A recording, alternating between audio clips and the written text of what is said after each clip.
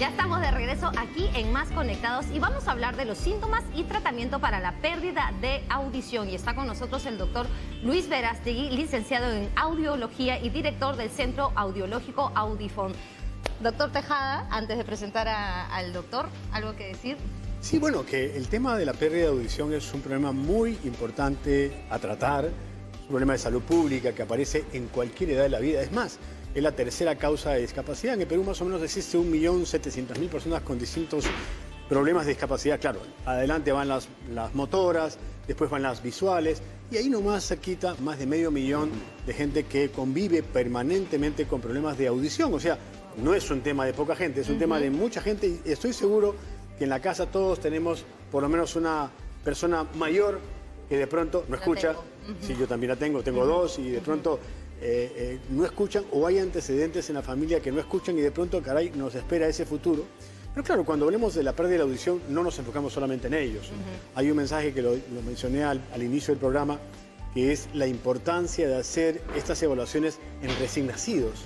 ¿Y esto por qué? Porque cuando la audición viene ya desde el nacimiento, porque se puede dar en cualquier edad de la vida, diagnosticarlo oportunamente es muy importante, porque las intervenciones tienen que darse antes de los 5 años, antes de que el niño se incorpore con el lenguaje, porque si ya el lenguaje ha sido estructurado, cualquier sonido que le vamos a colocar a este niño ya no servirá de nada. Entonces, de ahí la importancia en las políticas de salud pública de intervenir cada niño que nace en el país y estar atento a las madres de familia de que de pronto, si encuentran un comportamiento no ideal en un niño, porque los sonidos no concuerdan, o el entendimiento o el desarrollo no se da, a través del pediatra tengan intervenciones oportunas. Pero a lo largo de la vida, efectivamente, este es un tema que tiene que ser visto por un pediatra y luego con un otorrino. Cuando uno tiene un problema de falta de audición, tiene que ir a chequearse varias cosas, ¿no? El oído externo, ¿no? A veces uno puede tener un tapón de cerumen y por eso no escucha simplemente. Puede tener una otitis, porque el oído, tú sabes, tiene 3 partes, ¿no? El oído externo, el oído medio y el oído interno, ¿no? El oído externo, hasta el tímpano, básicamente, que todo el mundo ha escuchado alguna vez, que se rompe el tímpano y qué sé yo, o las otitis pueden involucrar infecciones en el oído medio, martillo, yunque y estribo que juegan un tema de huesecillos, y finalmente la parte coclear, la parte nerviosa, que ya es la parte estructural, donde más comúnmente son los adultos los que sufren de esta enfermedad. Y siempre orientar a nuestros televidentes de que cuando uno tenga una pérdida de audición, primero que no hay que naturalizarlo, no son gajes producto de la edad, sino aparece y hay que ir a un profesional, a un otorrino, para que se chequee, se haga una evaluación clínica y de pronto hay una indicación. Por ejemplo, adultos, ¿no? En los adultos tenemos pérdida de audición y el otorrino le recomienda una evaluación, y ahí tenemos al licenciado Luis Verástegui. Luis Verástegui, que nos pueda orientar acerca de eso, de cómo poder llegar a tener una solución, porque ahí hay un tema bien importante. Yo lo digo por experiencia. Yo tenía un papá que iba y compraba los audífonos en la esquina y de pronto no lo toleraba. Y entonces este examen que se hace de audiología, que usted es un profesional experto en ello, es tremendamente importante para darle calidad de vida y eficiencia a estos trastornos de audición. Así es, en efecto, doctor Tejada, muchísimas gracias por la invitación. Úrsula, es importante este tema, ya que muy poco se toca en nuestro país. Y sí tiene toda la razón. Para poder indicar o prescribir un audífono medicado, requiere de que el paciente pase por una serie de exámenes audiológicos especializados para poder diseñar, elaborar y fabricar, ensamblar y adaptar un audífono personalizado. No es como usted indica, que compran en la esquina, se lo colocan. Es muy común la publicidad en todas partes. Pues Sí. ¿No? Y eso estamos nosotros peleando bastante. Hasta hemos trabajado en una época con la misma fiscalía en varias ciudades por la venta indiscriminada de estos juguetes chinos que se hacen llamar audífonos. Buen tema, ¿no? buen término. Sí, yo le llamo juguetes chinos porque dentro de los dispositivos no existe absolutamente ningún elemento o aparato o parte que utiliza un audífono medicado de uso profesional, especializado. Entonces, es que en nuestro país la gente va a la farmacia por una prescripción, evita el trabajo médico. Igual acá, va de frente, he perdido audición, soy mayor, me voy a buscar mi audífono, ese que sale en la propaganda, y se pone cualquier cosa. No, y no es así. Lo que hace justamente esto es perjudicar más la salud auditiva del paciente, porque al no ser a la medida, lo que pasa es que el paciente con problemas auditivos, con tal de escuchar un poco mejor, se podría sentir un poco satisfecho. ¿no? Entonces, ese es el punto de partida del por qué algunos pacientes llegan de repente, yo estoy usando esto, pero digo, pero este es un juguete. No, pero escucho algo. Vamos a hacerle las pruebas, les colocamos un audífono de prueba y dice, wow, qué diferencia. Claro. Entonces, la diferencia es totalmente abismal. Yo quería hacer una pregunta, señor Verástegui. Mi papá tenía ese problema. Mi papá, tú sabes que los mayores pierden capacidad adquisitiva y ellos mismos van a buscar su precio, entran al periódico, se dejan llevar la propaganda y compró su audífono. Pero él no toleraba, ¿por qué no usó su audífono, mi papá? Porque se lo quitaba, porque escuchaba mucho. Mi mamá también le ha pasado ¿No? eso, Es bien común que mucha gente que nos está escuchando seguramente dice, uy, a mí me pasa lo mismo con el audífono, que yo me he puesto un audífono y claro, retumba mucho, tanto, todo. todo. Y es que esas personas, yo se lo decía a mi papá, tú no has sido una persona calificada, no has hecho un estudio de audiología para que de pronto determinen decibeles, porque cuando uno pierde la audición no es que pierde todas las frecuencias. No. Hay frecuencias que están más o menos para más o menos. Otras están peores. Entonces, esa determinación de frecuencias es yo creo que clave para encontrar un buen equipo. No solamente eso, no solamente eso, esa es simplemente una parte inicial, es un punto de partida que es la audiometría aérea. Vamos a ver en qué frecuencia escucha, en qué no escucha, pero lo más importante, el paciente cree, tiene este mito por de repente uso de audífonos de tecnología antigua, de que cuando le colocan el audífono dice, no, en la calle me va a molestar, me va a hacer ruido. Para eso existe un examen adicional en donde vamos a ver hasta qué volumen, desde el punto que escucha, y hasta qué volumen es soportable para él.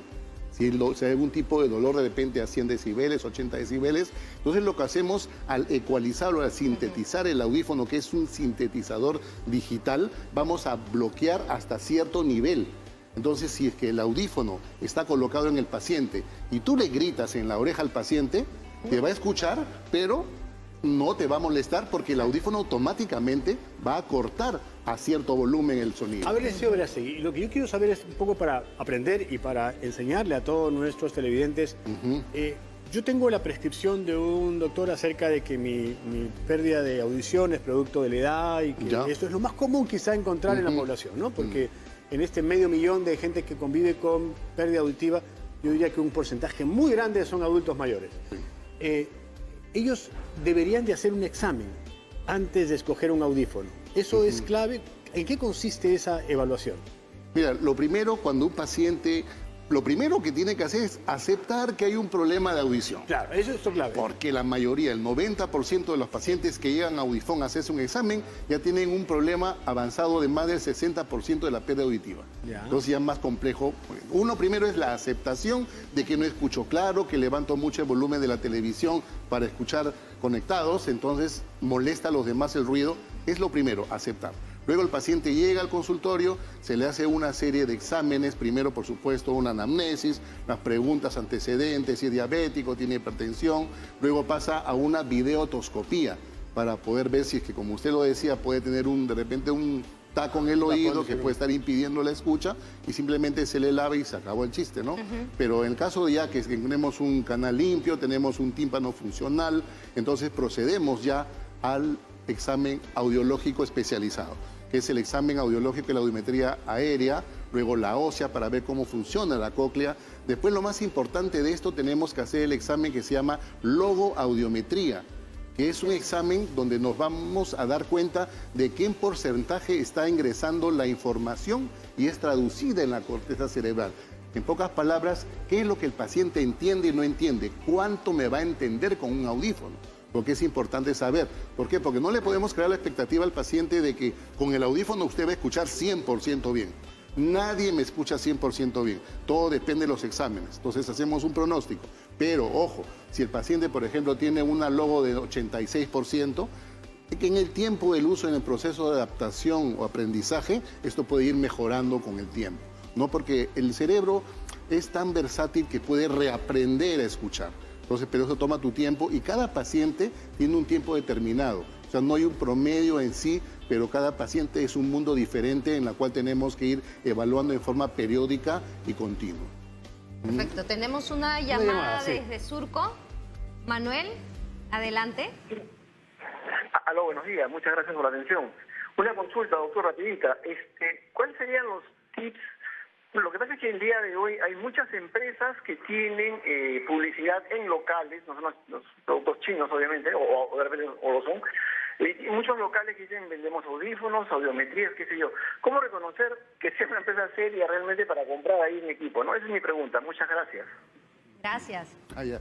Es importante esta pregunta porque están apareciendo y desapareciendo también muchísimos pequeños consultorios o empresas que ofrecen los servicios, pero yo creo que todo esto incide en la calidad de atención, en la información adecuada, correcta y oportuna que se le debe dar al paciente. No es el hecho de simplemente querer vender el audífono, sino el audífono es un punto de partida. Es un dispositivo que no solamente se le puede llamar un audífono en sí. Esto es salud, es bienestar, es devolverle al paciente una vida que de repente ya quedó truncada en un momento por esta discapacidad.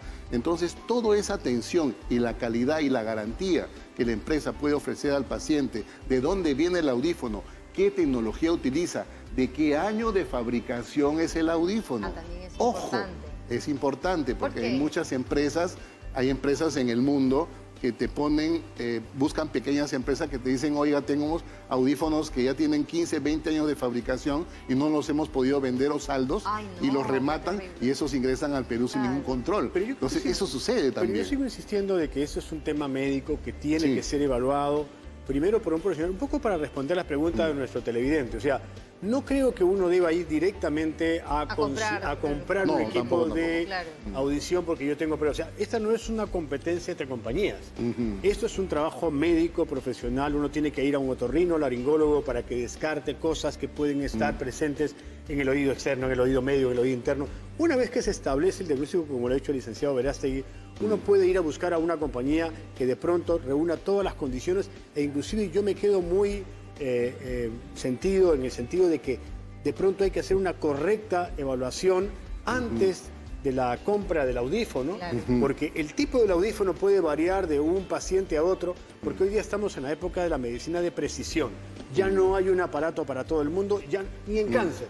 No hay un tratamiento oncológico para todos los pacientes de un mismo cáncer. Un mismo cáncer de mama tiene varios diagnósticos. Entonces el trabajo médico tiene que ser discriminado y luego buscar, obviamente, empresas que tengan la solidez, garantía de tener equipos calificados de acuerdo ad hoc para cada tipo de pérdida auditiva. Entonces ahí es donde se viene la recuperación maravillosa de la buena elección de lo que uno puede realmente hacer en un paciente y no tiene que convivir con esta discapacidad que es de verdad frustrante y aísla al viejito, sobre todo porque alguien que no ve deja de ir a reuniones sociales, se deprime y realmente encuentra más bien solución a través de un buen equipo. Doctor, nuevamente vuelvo al tema, licenciado Verástegui. Este tema de la audiología es básicamente un examen previo que hay que hacer antes de la adquisición de un equipo. Es necesario y es determinante y es obligatorio el uso de toda la tecnología audiológica para poder hacer un diagnóstico exacto, adecuado, para poder decir, eso es lo que necesita. Nosotros, en todo el mundo, ¿sabía usted de que nadie escucha igual que el resto? Me imagino. Todos aprendemos de diferente manera. No es lo mismo que, por ejemplo, un músico, cómo desarrolla su oído, que una persona del campo. Entonces tiene limitaciones en aprendizaje de sonido. Entonces es mucho más fácil, por ende, aplicar un audífono a una persona del campo que una persona que es músico. Entonces tiene características específicas y se usan de acuerdo a la necesidad y hasta la profesión de cada uno para poder hacerlo. ¿Y a partir de qué edad se puede usar los audífonos previo diagnóstico? Los audífonos se utilizan desde los 3 meses de edad.